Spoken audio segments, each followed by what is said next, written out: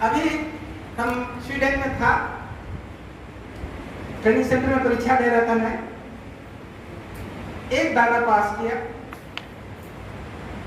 जब पास कर गया जनवरी में, इस महीने में जनवरी में, अब पास हो गया तो उसको स्पीटी करना पड़ेगा। मैं पूछा कि भाई तुमने स्पीटी किया है? बोला कि नहीं, हमने स्पीटी नहीं किया है। तो उनके जो ट्रेनर दादा थे, मैंने उनसे कहा, अरे भाई आपने इनका स्पीटी क्यों नहीं करा है? बोलते कि नहीं, वो इंडिया जाके ही करेंगे। बोले नहीं, आप यही कराइए। तो बोले कि ठीक है, मैं जीटीएस दादा से पूछता हूँ। उन्होंने जीटीएस दादा को फोन किया।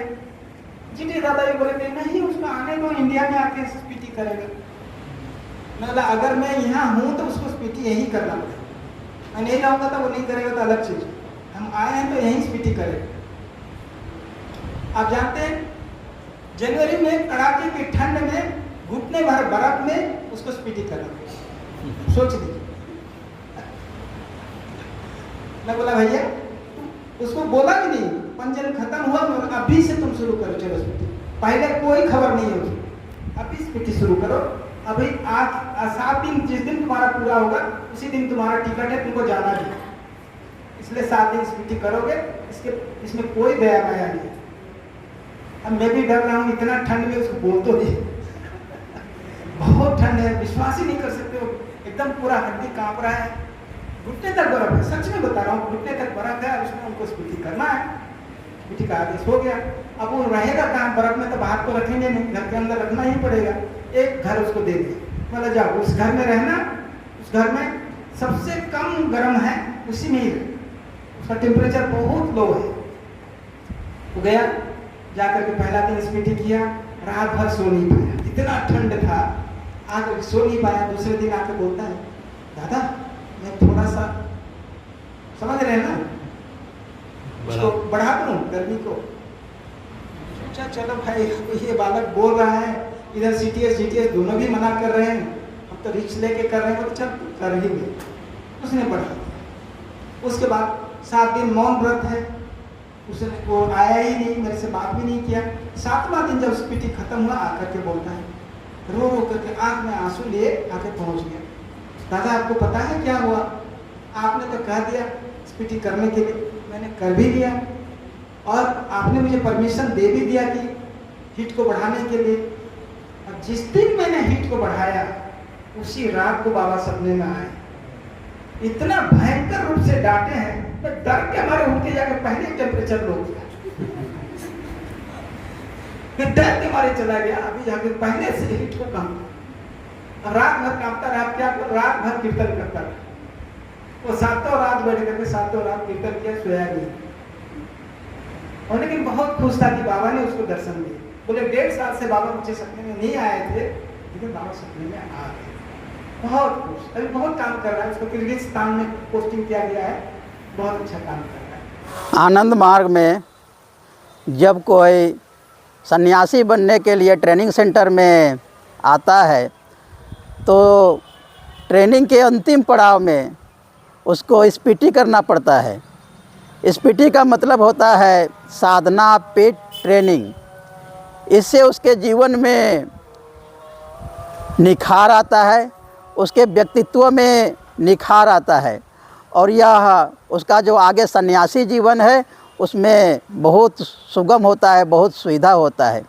इस ट्रेनिंग से उस प्रशिक्षणार्थी का लज्जा, अहंकार, भय, लालच आदि समाप्त हो जाता है, और उसमें आत्मविश्वास, परमात्मा के प्रति श्रद्धा और आदर्श के लिए हमेशा खड़े रहने का दृढ़ संकल्प उसमें पैदा होता है।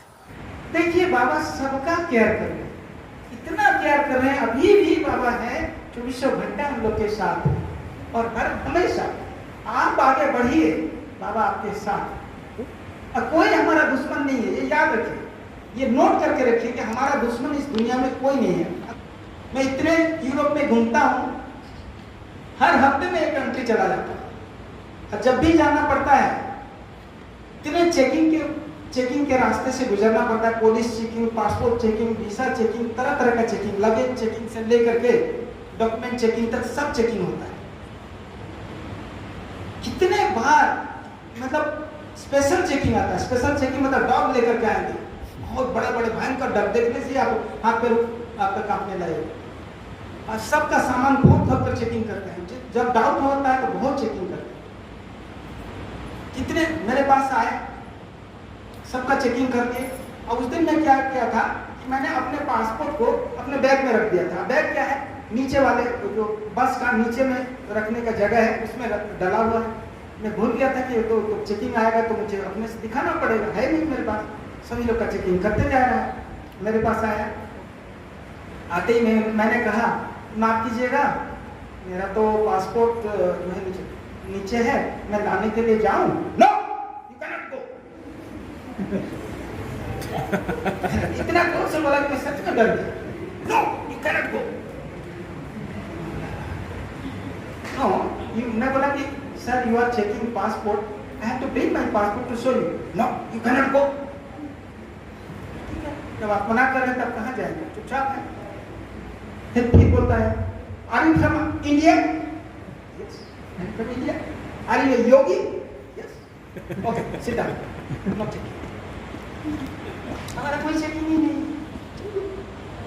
कितने बार, एक बार नहीं, एक बार ट्रेन में जा रहा हूँ, दूसरे टीटी पकड़ लिया। उस दिन क्या कि मैं दौड़े दौड़े ट्रेन पकड़ रहा और मैंने चेकिंग नहीं कराया। वहाँ ट्रेन में टिकट को चेकिंग कराना पड़ा, मैं नहीं किया था। आया टिकट तो है लेकिन चेकिंग क्यों नहीं कराया? आपको चेकिंग कराना चाहिए था। मैं कुछ नहीं बोला, उसने अपना रंग दिखा दिया, तुमको मैं छोड़ूंगा थोड़ी। वो चेक करके जब चला गया, जाके बैठ गया, मैं उसके पास पहुंच गया। Hello sir, I am here. Today, you know, I was supposed to miss my train. Luckily, I got it. वो बोलता, yes, I have seen you. Where is the chance to check in? वो पूछ रहे हैं कि मैं बोला कि मेरे पास चेकिंग करने का टाइम ही कहाँ था, आपने तो देखा है। ठीक है, तो उस केस में आपको मेरे पास आना चाहिए था, पर ये बात मुझे मालूम ही नहीं था ना। अगर मालूम रहता तो मैं आप ही को वहीं बिठा कर पहले ही पकड़ता आपको। आप क्या मेरे को पकड़ते, मैं आप ही को पकड़ता। तो फिर उनके साथ इतनी बात हुई, 45 मिनट तक उनके साथ बात हुई, और इतनी बात हुई, उसने आनंद मार्ग का योग के बारे में उसके साथ और इतनी बात हुई। बोला कि मेरी बहन जो है ना वो भी योगा टीचर है, उसने मेरा फोटो लेकर उसकी बहन को भेजा, उसकी बहन से मुझे बात भी कराया। ठीक है, कि अगले बार आइए तो आप मिलिए ताकि योगा के बारे में और प्रोग्राम कर सकते हैं। इसी बीच में 2 पुलिस आ गए। अब वो पुलिस को वो क्या, हम क्या बोलेंगे, पुलिस को बिठा करके वो हमारे बारे में उसको समझा। चलो, इतनी बाबा मदद करते हैं, आप सोच नहीं कर सकते हैं कि आंसू गिरता जाता है। कैसे बाबा प्रचार करते हैं, अपने ही बड़े बड़े पुलिस अधिकारी हैं, इजीली मिलते भी नहीं। हर काम बाबा ऐसे प्लान करके रखे हुए, जहां जाओ बाबा वेट कर रहे। आप मिलो तो निकलो तो सही, डरो ना, किसी से डरने की जरूरत ही नहीं। ये ड्रेस किसका है? तारक ब्रह्म आनंद मूर्ति जी का। इससे बड़ा ड्रेस, इससे बड़ा आदमी कोई है ही नहीं।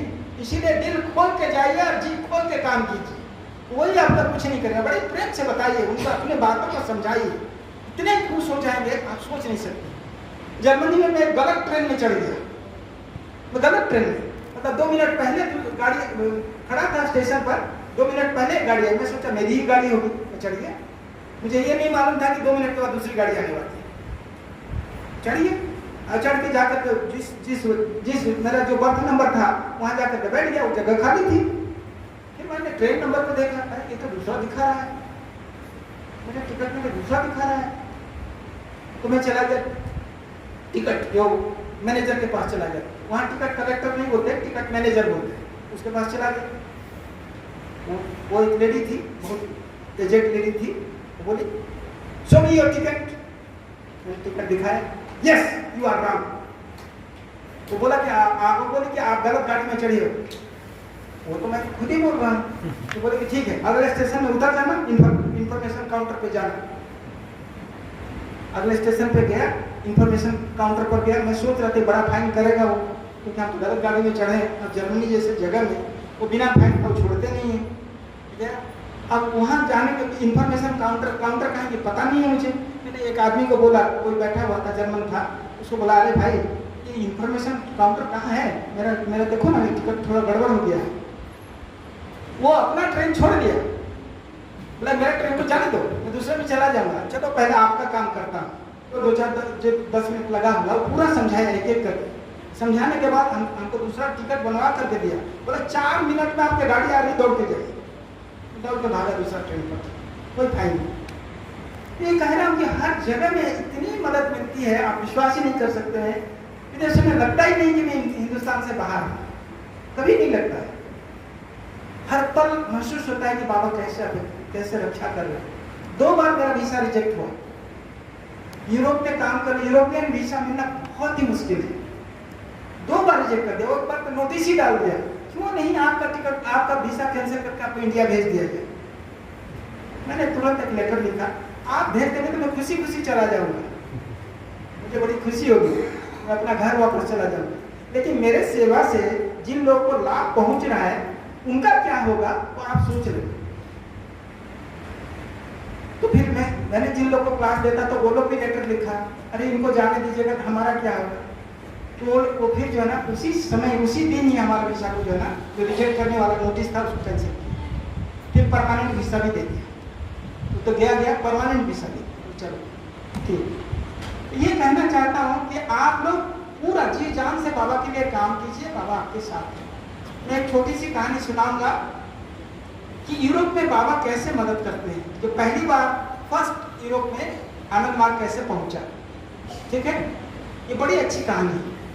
पहले जो आचार्य थे जो यूरोप गए थे, उनका नाम था आचार्य करुणानंदम, ठीक है ना, अब तो रहे नहीं दादा, चले गए। तो करुणानंद जब पहुंचते हैं, उसी समय में वो शहर घूम घूम करके प्रचार कर रहे थे, बहुत प्रचार कर रहे थे। एक बार क्या है, वो नॉर्वे पहुंचे।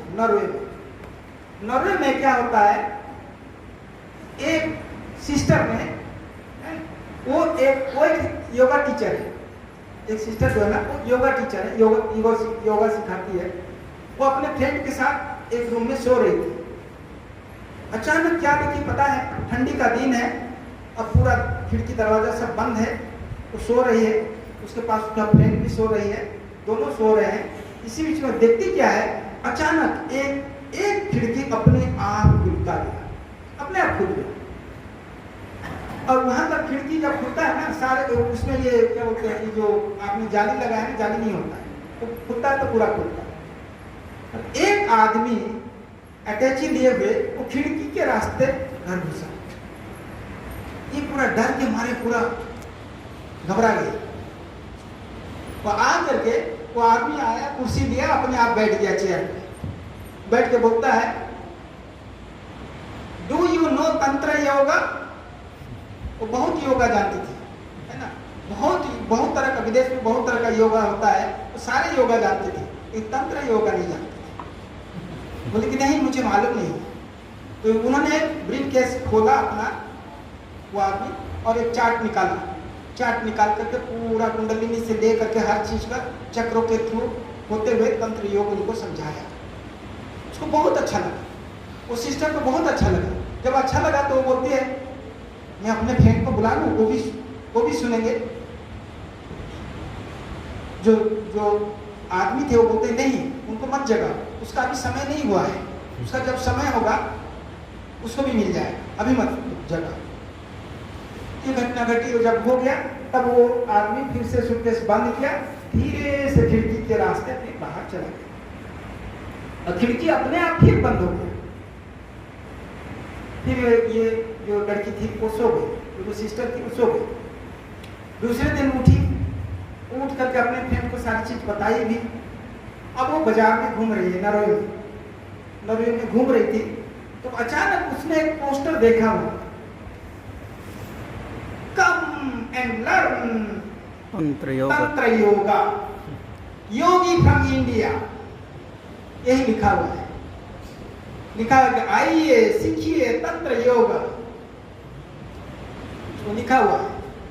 वो बोला कि अरे, फिर वो उसको उत्सुकता बढ़ी, यहाँ क्या हो रहा है, वो देखने के लिए गई, टिकट लेकर के अंदर गई, अंदर जाकर के बैठी, बैठ करके वहां जाकर के, क्योंकि सामने बैठ गए, अब जो दादा वहां आए प्रवचन देने के लिए, वही बात बोल रहे, एग्जैक्टली सेम सेंटेंस, जो जो चीज वो सुनी थी अभी एक रात पहले, वही वही चीज वहां एक्सप्लेन किया। उसको दंग रह गया, वो सुन करके दंग रह गई, अभी मैं यही चीज सुनी थी, अभी फिर से मैं वही चीज सुन रही। उसको बहुत अच्छा लगता है। तो सब लोग जब चले जाते हैं, तब तक वो सिस्टर बैठी हुई थी। करुणानंदा जब सब लोग चले गए तो सिस्टर करुणानंदा के पास गई, तो वो जा करके दादा करुणानंद जी को अपनी पूरी कहानी सुनाई। सुनाने के बाद बोले वो कौन सा आदमी था, कैसा आदमी था। तो simple, very simple Indian man, very short with glass, ठीक है। तो फिर करुणानंद दादा ने उसको फोटो दिखाया बाबा, तो yes he is the person, he was there, I have seen him. बहुत उसके बाद तो करुणानंद दादा ने उनको बताया कि यही हमारे गुरु हैं, यही तारक ब्रह्म है, यही ईश्वर है।